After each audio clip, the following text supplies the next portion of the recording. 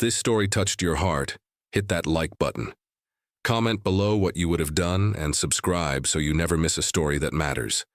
The smell of stale coffee still lingered in the nurse's lounge, mixing with the faint aroma of antiseptic that clung to every corner of the hospital. Margaret O'Donnell sat for a moment in the empty break room, listening to the distant hum of machines and the soft shuffle of footsteps in the corridors beyond. Her shift had stretched longer than usual, filled with worried families and gentle reassurances that came as naturally to her as breathing.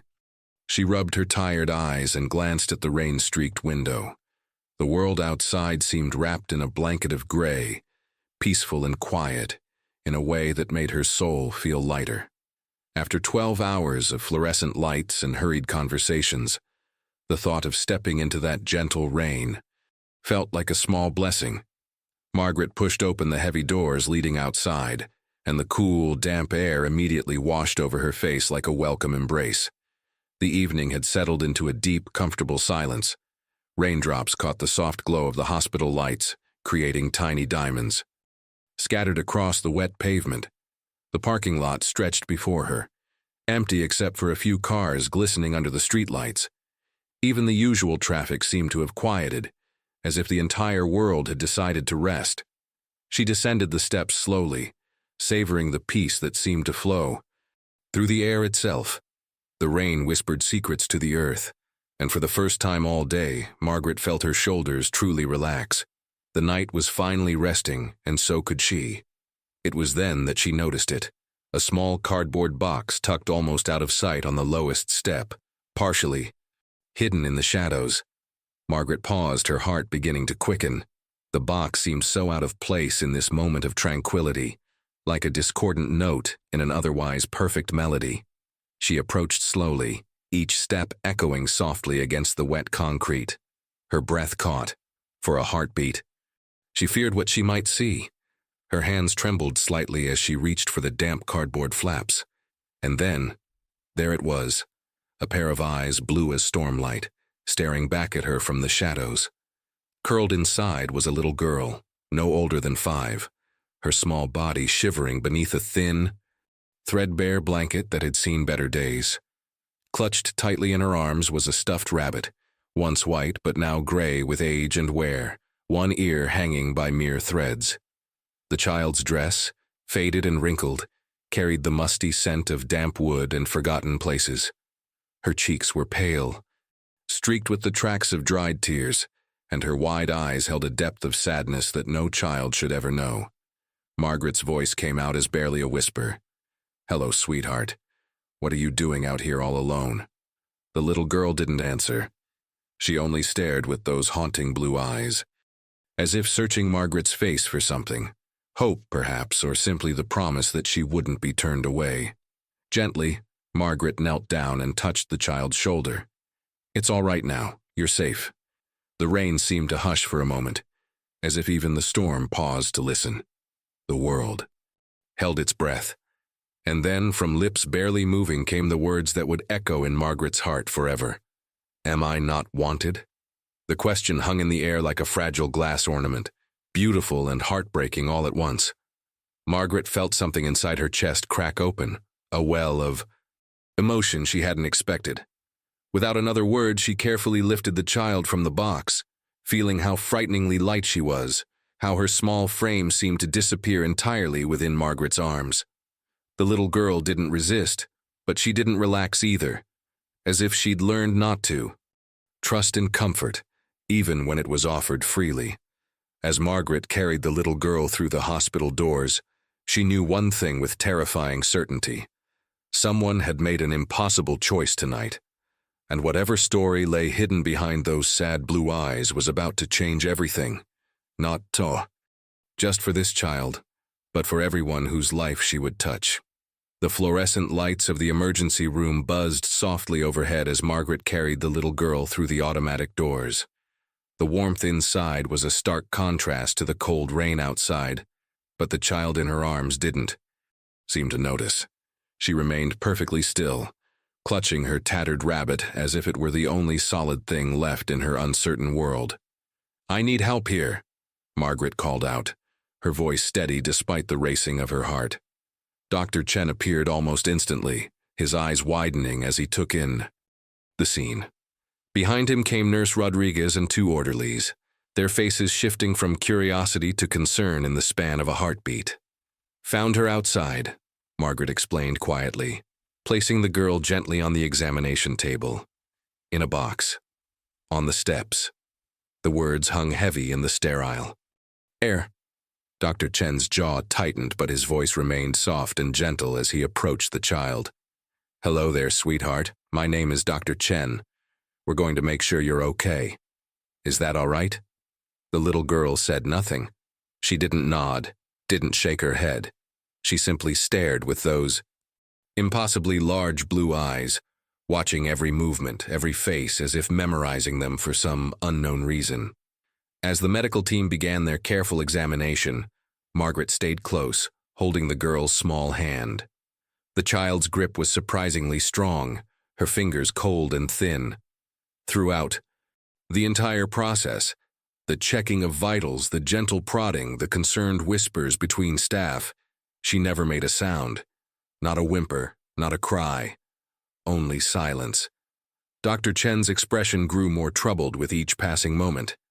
He exchanged glances with Margaret, the kind of wordless communication that happens between medical professionals who've seen too much.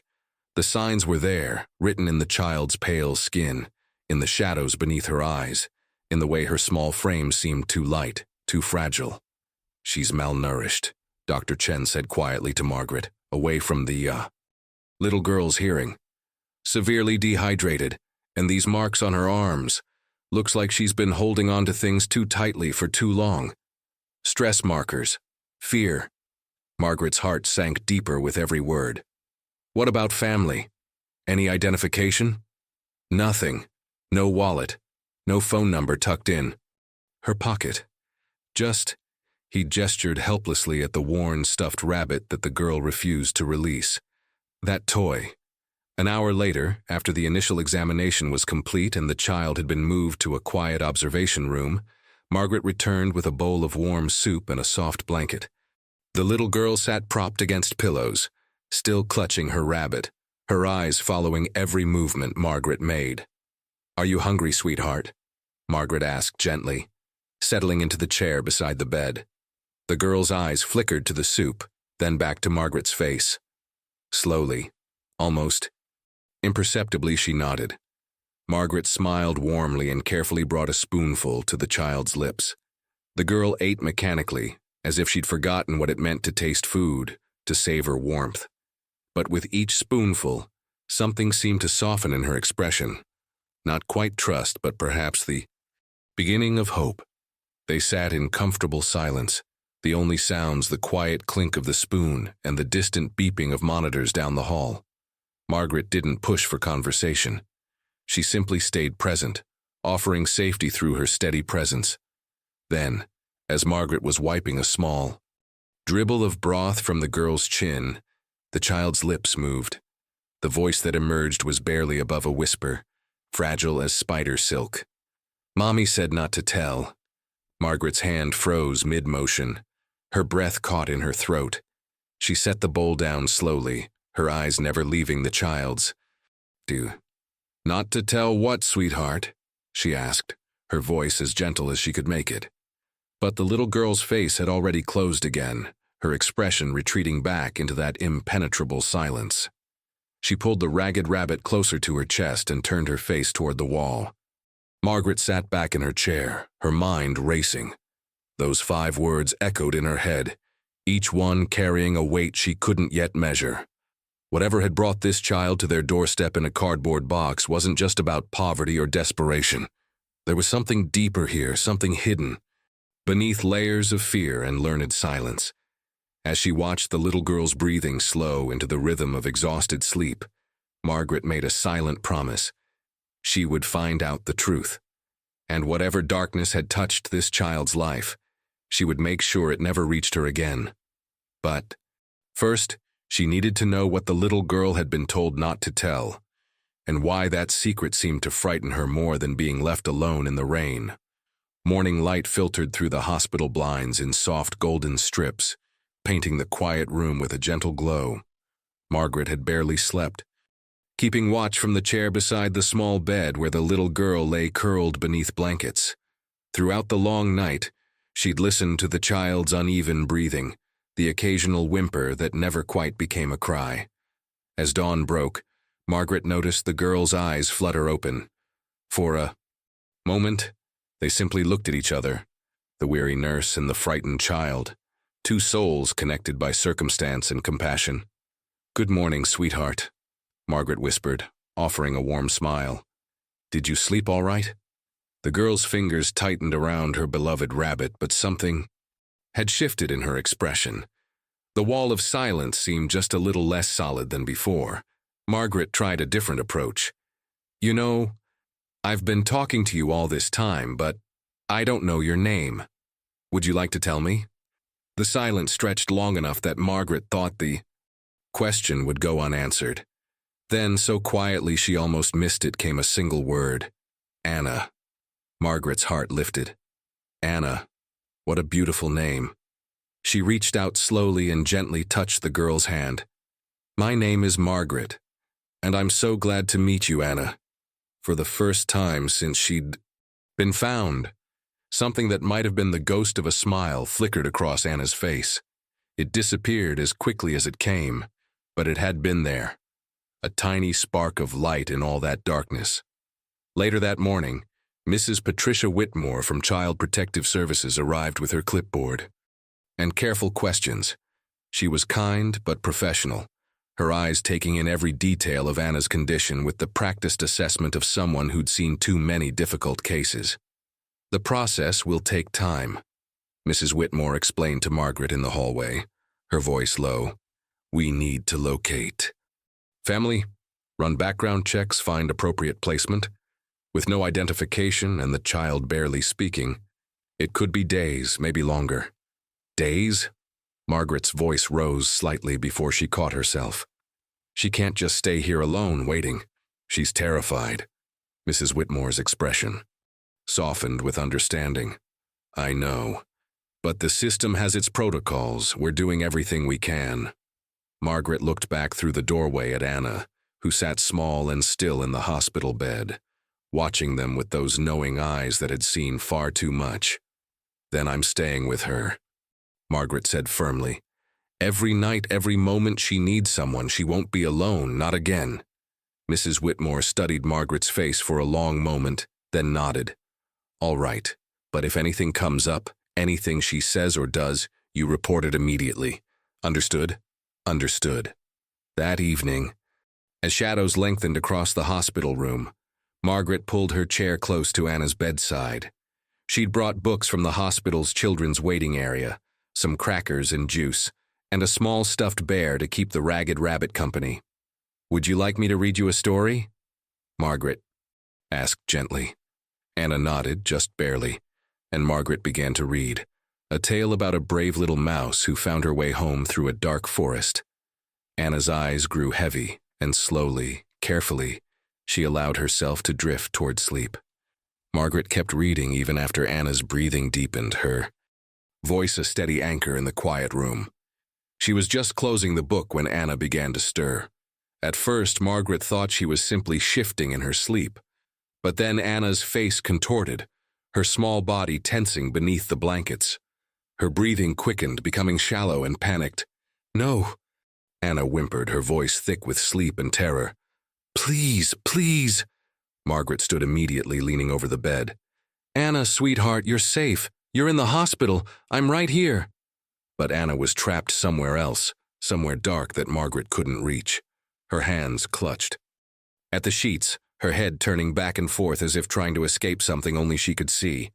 And then she screamed, a raw, heartbreaking sound that shattered the peaceful silence. "Don't leave me outside again." The words pierced Margaret's heart like shards of ice.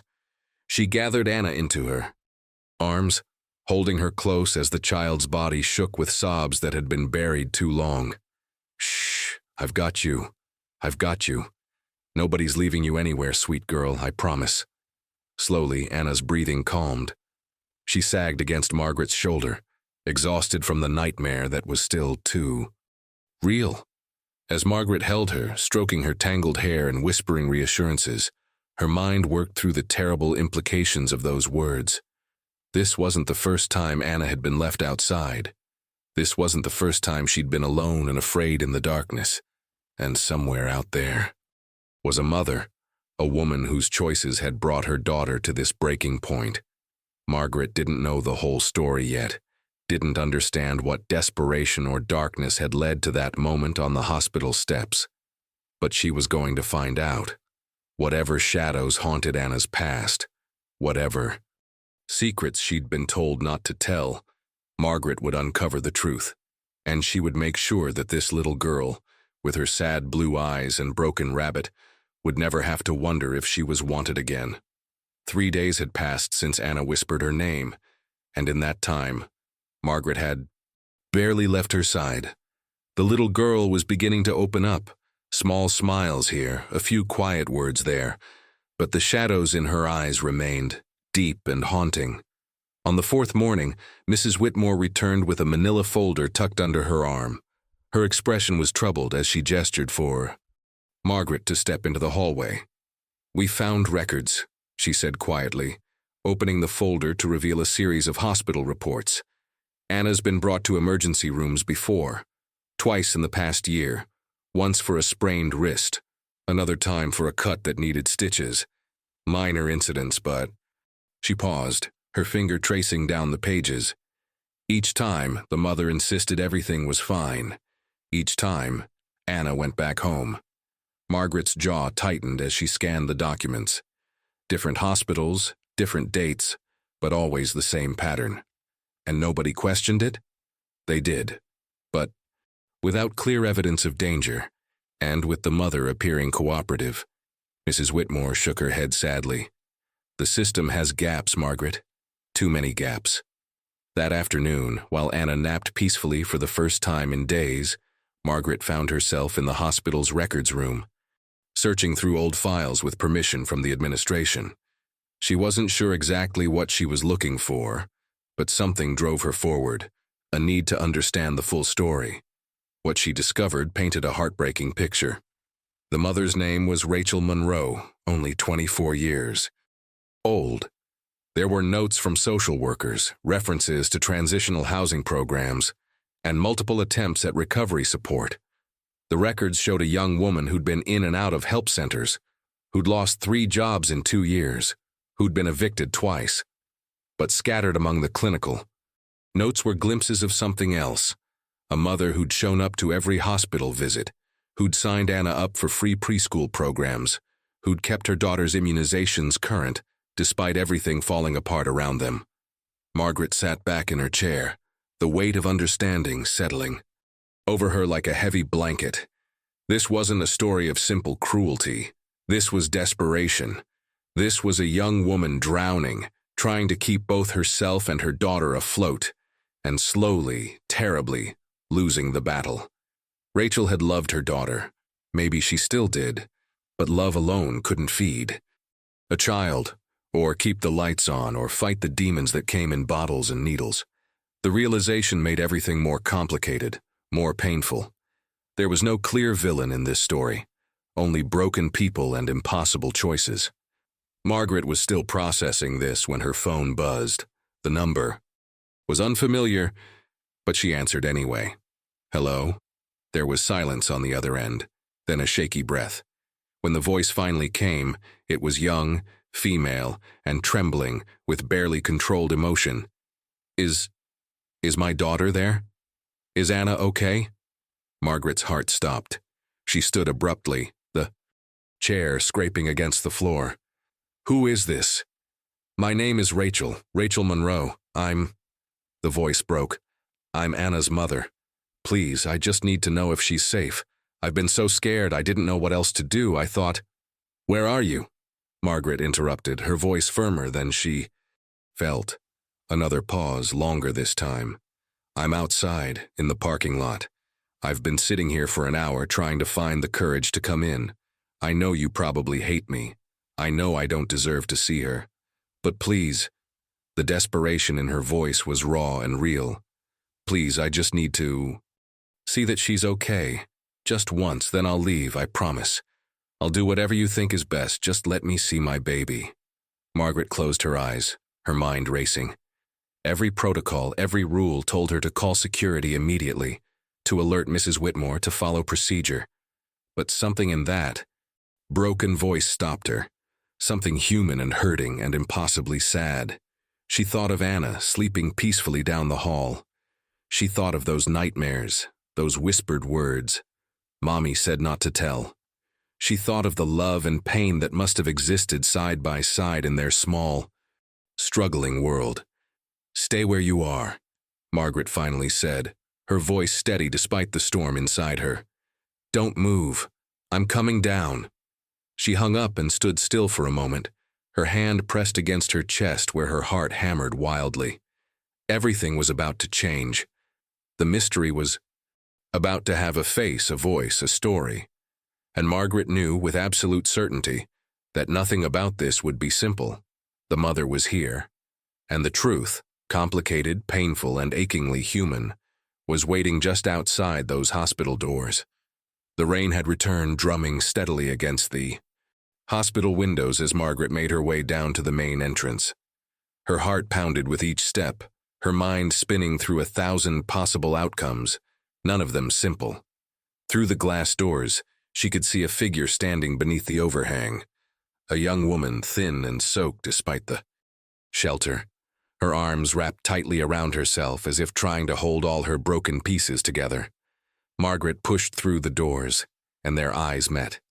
Rachel Monroe looked even younger than her 24 years. Her dark hair hung in wet tangles around a face that might have been beautiful if not etched with exhaustion and worry. Her clothes were worn but clean, and her hands trembled visibly as she took a hesitant step forward. "Thank you," Rachel whispered, her voice barely audible over the rain. "Thank you for not calling the police right away." Margaret studied her carefully, seeing past the surface to the frightened young woman beneath. "Come inside, we need to talk." They moved to a quiet corner of the waiting room, away from curious eyes. Rachel sat on the edge of her chair, looking ready to bolt at any moment. Her eyes kept darting toward the elevators as if she could see through walls and floors to where her daughter lay sleeping. "How is she?" Rachel asked, her voice cracking. "Is she eating? Is she scared? Does she—" She stopped, swallowing hard. "Does she hate me?" Margaret chose her words carefully. "She's safe. She's been eating, sleeping better each day, but—" "Rachel," she leaned forward. "She's terrified. She had nightmares about being left outside. She barely speaks." "What happened?" Rachel's face crumpled, tears spilling freely down her cheeks. "I didn't mean. I never wanted." She pressed her hands against her face, shoulders shaking. When she finally looked up, her eyes were red and desperate. "I lost control of my own life. Everything fell apart. My job, my apartment, everything. I had nothing left to give her, nothing." "So you left her on our steps?" Margaret's voice was gentle but firm. "I watched her from across the street," Rachel said quietly. "I waited until I saw someone find her. I made sure she wasn't alone for long. I chose a hospital because I knew she'd be safe here, safer than with me." The raw honesty in her voice made Margaret's heart ache. This wasn't the monster she'd half expected to find. This was just a broken young woman who'd made an impossible choice. "She needs to see you," Margaret said finally. "She has questions only you can answer." Rachel's eyes widened with fear and hope. "Will she? Can I? Come with me." The elevator ride felt eternal. Neither woman spoke, the tension thick enough to touch. When they reached Anna's floor, Rachel's steps grew slower, more hesitant until she stopped completely outside the door. "I don't know if I can do this," she whispered. "You have to," Margaret replied gently. "She deserves the truth." Margaret entered first, finding Anna awake and coloring quietly in bed, her faithful rabbit tucked beside her. The little girl looked up and smiled, until she saw the figure in the doorway behind Margaret. Anna's entire body went rigid. Her eyes grew wide, and she scrambled backward on the bed, pressing herself against the headboard. Her small hands clutched the sheets so tightly, her knuckles turned white. "Anna, sweetheart," Margaret said softly, moving to her side. "It's okay, you're safe." Rachel stood frozen in the doorway, tears streaming silently down her face. "Hi, baby," she whispered. "It's Mommy." Anna's lip trembled. She pressed closer to Margaret, her voice small and frightened. "Why are you here?" Rachel took one careful step inside, then dropped to her knees, making herself smaller, less threatening. "I came to see you. I came to tell you how sorry I am." "You left me." Anna's voice was barely audible. "In the dark. In the rain. I know, baby. I know. And I'm so sorry." The room fell silent except for Rachel's quiet crying and the steady beep of monitors down the hall. Margaret held Anna's hand, feeling the little girl's pulse racing beneath her fingers. Then Anna asked the question that shattered what remained of Rachel's composure, her voice trembling but clear. "Why didn't you want me?" Rachel's sob was raw and broken. She shook her head violently, reaching out before stopping herself. "No, Anna. No, baby. That's not. I wanted you. I've always wanted you. I love you more than anything in this world. Then why?" Anna's eyes filled with tears that finally spilled over. "Why did you leave me?" Rachel looked at her daughter, then at Margaret, then back to Anna. When she spoke, her voice carried a weight of secrets too heavy for one person to bear alone. "Because you don't understand. Sweetheart, I wasn't leaving you forever. I was trying to save you." The words hung in the air like a riddle without an answer. Margaret felt a chill run down her spine. There was something more here, something Rachel hadn't said yet, something that made leaving her daughter seem like the only choice.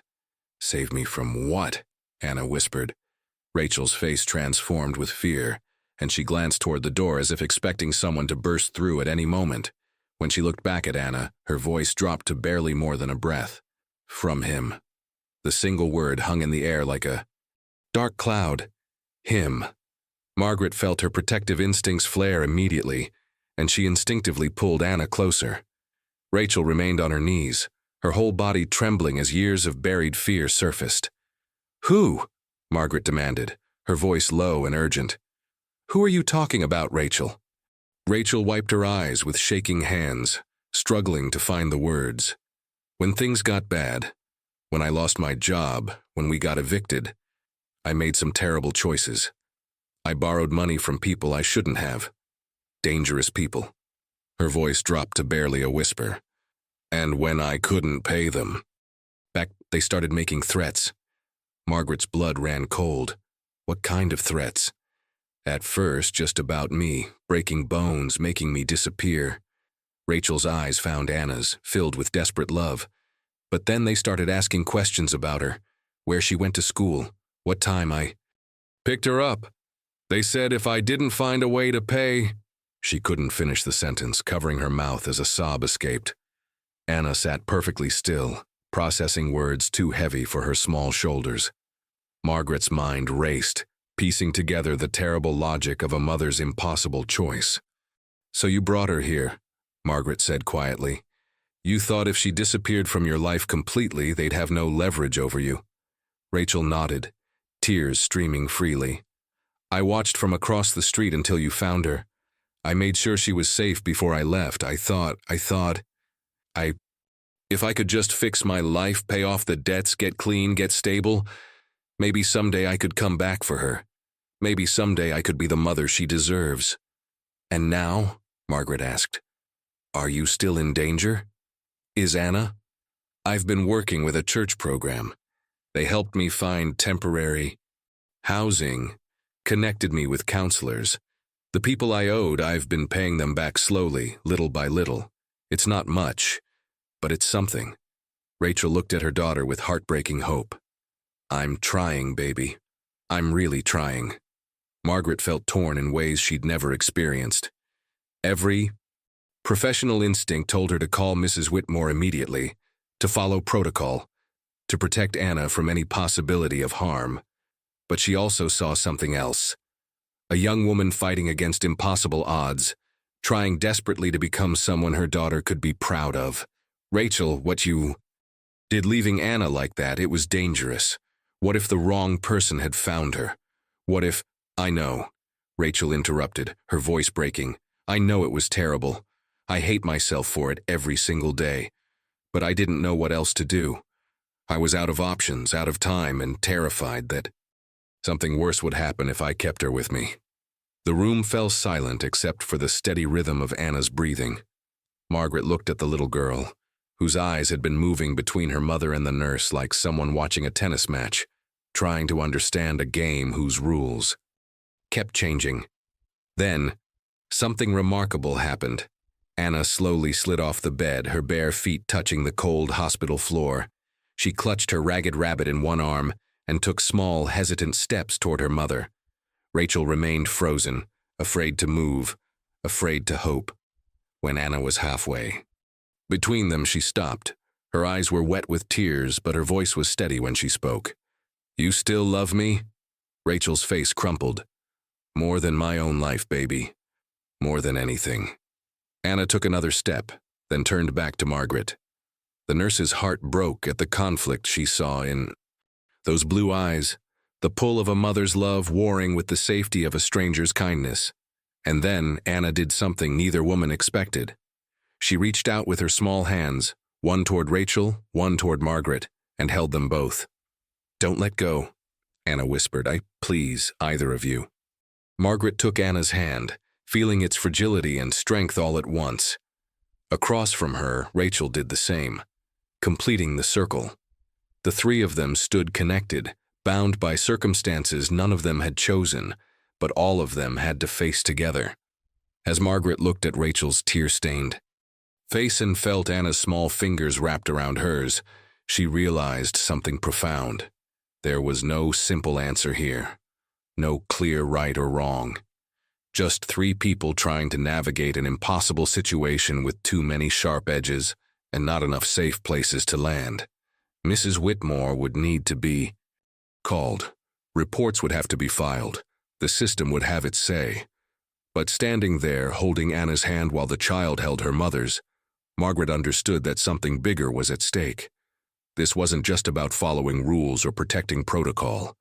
This was about a little girl who loved her mother despite everything, and a mother who'd made terrible choices while trying to keep her daughter safe. Margaret had always believed that some situations were black and white, right and wrong, safe and dangerous. But as she looked into Rachel's desperate, hopeful eyes, she realized she was facing the hardest decision of her career. She could fight for Anna's safety by pushing for permanent separation, giving the little girl the stable home she deserved.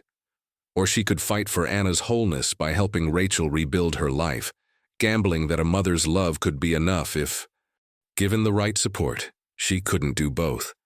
And whatever choice she made would change all three of their lives forever.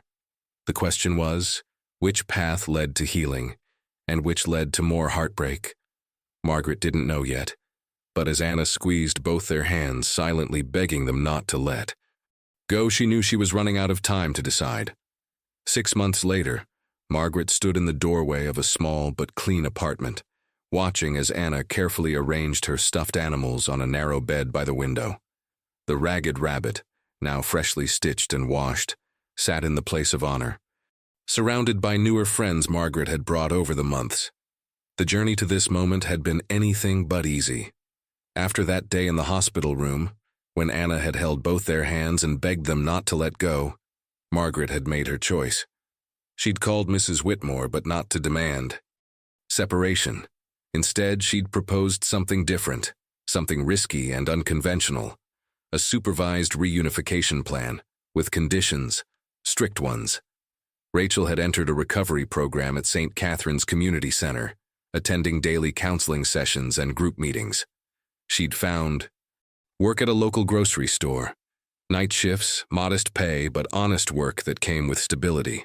Most importantly, she'd accepted help, swallowing her pride and letting the community that surrounded St. Catherine's lift her up when she faltered. And she had faltered. There had been setbacks, nights, When the old temptations called too loudly, mornings when getting out of bed felt impossible, but each time Rachel had reached out instead of giving in, calling the hotline number, showing up at Margaret's door at 3 in the morning, trembling but sober, asking for help rather than hiding. Margaret had become more than Anna's guardian during those months. She'd become Rachel's anchor, her cheerleader, and sometimes her stern voice of reason. She'd driven Rachel to appointments, helped her fill out job applications, and sat beside her during the hardest counseling sessions when facing the truth felt unbearable. Margaret, Anna's voice pulled her back to the present. The little girl stood holding a picture she'd drawn, 3 figures holding hands beneath a bright yellow sun. "Can we hang this one up?" "Of course, sweetheart." Margaret knelt beside her, examining the crayon. "Masterpiece." "Who are these people?" Anna pointed to each figure. "That's Mommy, that's you, and that's me." She looked up with those blue eyes that had seen too much but were slowly learning to see joy again. "We're a family, right?" Margaret's throat tightened with emotion. "Yes, honey, we are." Rachel emerged from the tiny kitchen, wiping her hands on a dish towel. The transformation over 6 months was remarkable. She'd gained healthy weight, her eyes were clearer, and there was a steadiness to her movements that hadn't been there before. But Margaret could also see the fear that still lingered beneath the surface, the constant worry that everything could crumble again. "Dinner's almost ready," Rachel said softly, then caught Margaret's eye with a look of profound gratitude. "Thank you. For staying. For not giving up on us." "You did the hard part," Margaret replied. "You chose to fight." They ate together at a small table Rachel had found at a thrift store. Spaghetti with sauce from a jar, nothing fancy, but made with love and served with laughter. Anna talked excitedly about her new school, about her teacher, Mrs. Patterson, and her friend Emma, who had a cat named Whiskers. But later, as Margaret tucked Anna into bed, the little girl's face grew serious. She clutched her rabbit close and asked the question that still haunted her, that probably always would in some form. "Margaret, am I wanted?" Margaret sat on the edge of the bed, brushing hair from Anna's forehead. With infinite tenderness. "Oh, sweetheart, you are so wanted. By your mama, by me, by everyone who knows you. You are wanted, loved, and cherished. Even when things were bad, even when Mommy left me." Margaret chose her words carefully, knowing Anna deserved honesty. "Even then, your mama loved you.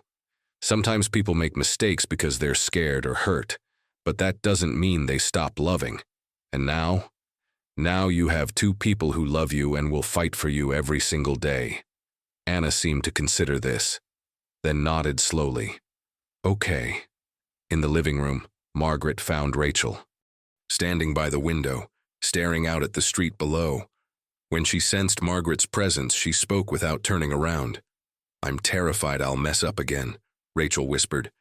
"That one day I'll wake up and the darkness will be too strong, and I'll lose everything I've fought for. Then you call me," Margaret said firmly, moving to stand beside her.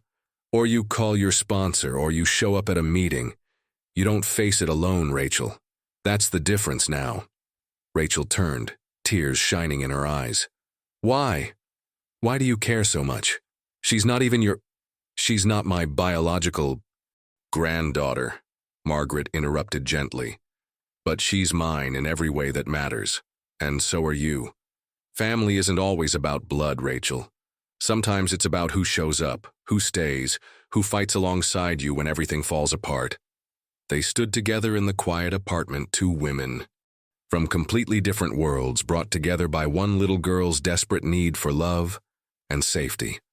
The road ahead wasn't certain. There would be more struggles, more fears, more moments when everything felt too hard. Rachel would have setbacks. That was the nature of recovery. Margaret would worry. That was the nature of love. And Anna would carry scars that would take years, maybe a lifetime, to fully heal. But when Margaret left that night, she looked back through the window to see Rachel and Anna curled together on the couch, reading a bedtime story. She saw Anna's smile, real and bright and growing stronger every day. She saw Rachel's arms wrapped protectively around her daughter, holding on with everything she had, and she understood something profound. Healing doesn't mean forgetting the pain. It means choosing every single day to build something beautiful despite it. This wasn't a fairy tale ending where everything became perfect. It was something more real, more honest, and perhaps more hopeful. It was a beginning. Scarred but determined, broken but rebuilding, imperfect but filled with love.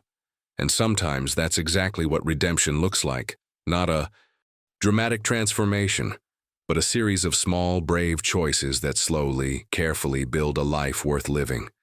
Anna was wanted, she was loved, and she was finally learning to believe it. That was enough. For now, it was more than enough.